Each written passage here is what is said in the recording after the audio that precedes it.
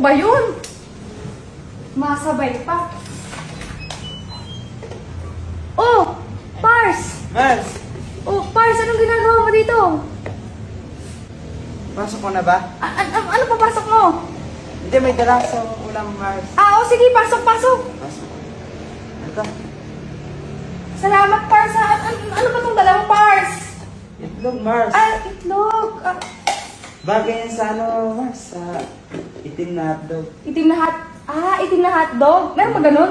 Sarap yan. Ay, sige, thank you dito, Pars. Upo ka muna, Pars. Lalagay ko lang dun. Sige, Mars. Salamat, ha. Ano bang sadya mo, Pars? Ay, Mars. Kasi meron akong problema ngayon, eh. Problema? Oo. Bakit ba? Ano bang problema mo, Pars? Yung Mars mo kasi palagi na lang nagtatrabaho, palagi busy sa trabaho, wala nang time. Naku, nakakalungkot naman. Nasaan ba si Mars ngayon? Nasa trabaho nga siya, eh. Nasa trabaho siya? Oo. Pars, dapat nag-uusap kayong dalawa. Malaki nga yung sahod niya, wala naman siyang oras. Anong malaki? Yung sahod ng Mars mo, Mars. Ngayon, anong problema? Gusto ko sanang maparito muna sa inyo, Mars, eh. Ganun ba? Sa bagay na, ang lungkot talaga yung nararamdaman mo na yan. Dapat Oo, talaga Mars. nilalabas mo yan. Malaki nga yung problema ko ngayon. Tsaka dapat talaga yung mga ganyang emosyon, nilalabas mo yan. Gusto ko nga ilabas ng Mars, eh. Anong gusto mong ilabas? Yung nararamdaman ko. Yung nararamdaman mo. Kasi syempre malungkot talaga yung mga ganyang, mga ganyang pangyayari. Lalo ganyan, na nawawalan siya ng oras sa'yo. Tapos nawawalan ka din ng sa kanya. Syempre nagtatampo ka sa kanya. Ano bang matutulong ko?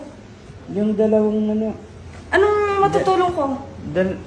yung dalawang ulam, kainin mo yun para hindi ka, tumaba, no? Pagpa-diet din kasi yun. Oo, alam ko naman na yun. Alam ko naman na pampa-diet yun. Sige, Pars, kung gusto mo, dito ka muna. Gusto mo ba? Dito ka muna? Mars, dito muna ako. Tititigan ko yung dalawang, mo. Ano? Yung dalawang parang ako yung mga aso niyo, no?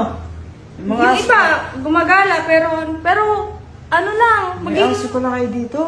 May aso kami dito. Maging ka lang. Feel at home ka lang. Huwag kang mahihiya. Tara sa kwarto. Ha?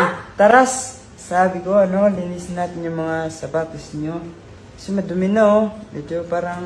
Akala, ang rinig ko, sabi mo sa kwarto. Hindi, sabi ko, linisin natin yung mga sapatos niyo.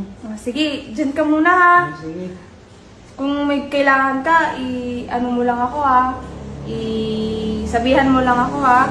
Yung sasabihin kita. Sarap ni Kumari, ah.